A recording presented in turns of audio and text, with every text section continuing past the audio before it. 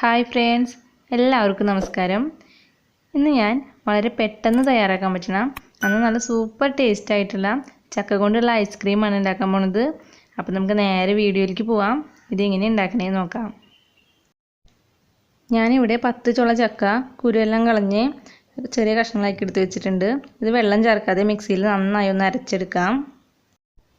ചക്ക വളരെ കുറവ് മതിയാവും. അതിന് ചക്കയുടെ ഒരു കുത്ത് ഐസ്ക്രീമിൽ നന്നായിട്ട് വരും. അപ്പോൾ ഒരു ഫ്ലേവറിന് വേണ്ടി മാത്രം ചക്ക കുറവ് ചേർത്ത് കൊടുത്താൽ മതിയാവും. ഇനി ഒരു പാത്രത്തിലേക്ക് ഒരു 1/2 ലിറ്റർ പാൽ ഒഴിച്ചു കൊടുക്കാം. ഇനി ഒരു 2 ടേബിൾ സ്പൂൺ ഗോതമ്പ് പൊടിയിൽ കുറച്ച് പാൽ ഒഴിച്ചിട്ട് നന്നായി ഒന്ന് മിക്സ് ചെയ്തെടുക്കാം. അപ്പോൾ ഞാൻ 1/2 ലിറ്റർ പാൽ ഒഴിച്ചതിന് തന്നെയാണ് ഗോതമ്പ് പൊടി മിക്സ് ചെയ്യാനുള്ള പാൽ എടുക്കുന്നത്. ഇത് നന്നായി ഒന്ന് മിക്സ് ചെയ്തെടുക്കാം. ഇനി ഇതൊന്ന് മാറ്റി വയ്ക്കാം. ഇനി ഫ്ലെയിം ഒന്ന് ഓണാക്കി കൊടുക്കാം. അതിനുശേഷം പാലൊന്ന് തിളപ്പിച്ചെടുക്കാം.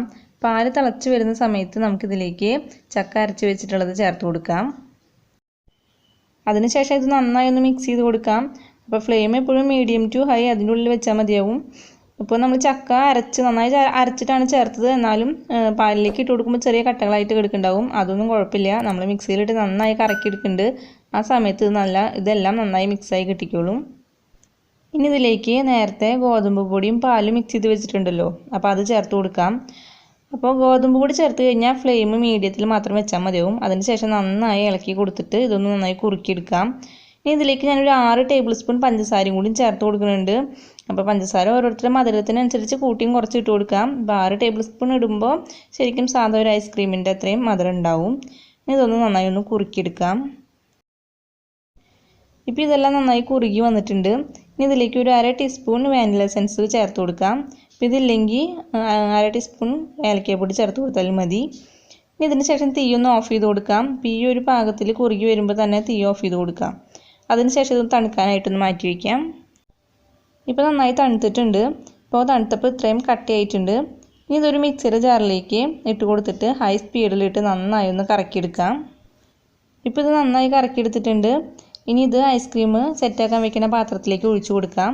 അതിനുശേഷം 2 മണിക്കൂർ ഒന്ന് ഫ്രീസറിൽ വെച്ച് കൊടുക്കാം. ഇപ്പോൾ ഞാൻ 2 മണിക്കൂർ കഴിഞ്ഞ് എടുക്കുകയാണ്.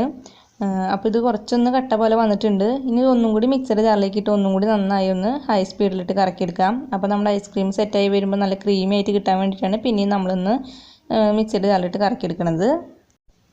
ഇപ്പോൾ ഞാൻ വീണ്ടും നന്നായി കറക്കിയെടുത്തിട്ടുണ്ട്. ഇനി ഇത് ഐസ്ക്രീം സെറ്റാവുന്ന പാത്രത്തിലേക്ക് തന്നെ ഒഴിച്ചു കൊടുക്കാം.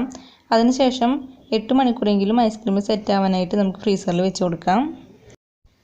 ഇപ്പോൾ ഞാൻ 8 മണിക്കൂർ കഴിഞ്ഞിട്ട് ഐസ്ക്രീം സെറ്റ് ആയിട്ടുണ്ടോ എന്ന് നോക്കുകയാണ്. നല്ല കറക്റ്റ് സെറ്റായിട്ട് തന്നെ കിട്ടിയിട്ടുണ്ട്. നല്ല ക്രീമി ആയിട്ട് കിട്ടിയിട്ടുണ്ട്. അപ്പോൾ നമ്മൾ കഴിക്കുന്നതിനും ഒരു 4-5 മിനിറ്റ് മുന്നേ ഫ്രീസറിൽ നിന്ന് ഒന്ന് ഐസ്ക്രീം പുറത്തെടുത്ത് വയ്ക്കുക. അതിന് ശേഷം എടുക്കുകയാണെങ്കിൽ നല്ല കറക്റ്റായിട്ട് നമുക്ക് സ്കൂപ്പ് ചെയ്തെടുക്കാൻ പറ്റും. അപ്പോൾ എൻ്റെ ഈ വീഡിയോ ഇഷ്ടമാണെങ്കിൽ ലൈക്ക് ചെയ്യുക, കമൻറ്റ് ചെയ്യുക, ഒപ്പം മറ്റുള്ളവർക്ക് ഷെയർ ചെയ്ത് കൊടുക്കുക. അതേപോലെ എൻ്റെ ചാനൽ ഒന്ന് സബ്സ്ക്രൈബ് ചെയ്യുക, ഒപ്പം അടുത്തുള്ള ബെല്ലൈക്കൺ അമർത്തുക, അതിൽ ഓൾ പ്രസ് ചെയ്യുക. അപ്പോഴാണ് ഞാനിടുന്ന വീഡിയോസ് നിങ്ങൾക്ക് നോട്ടിഫിക്കേഷനായി കിട്ടുള്ളൂ. അപ്പോൾ ഇനി വേറൊരു വീഡിയോ ആയിട്ട് കാണാം. അതുവരേക്കും എല്ലാവർക്കും ബൈ.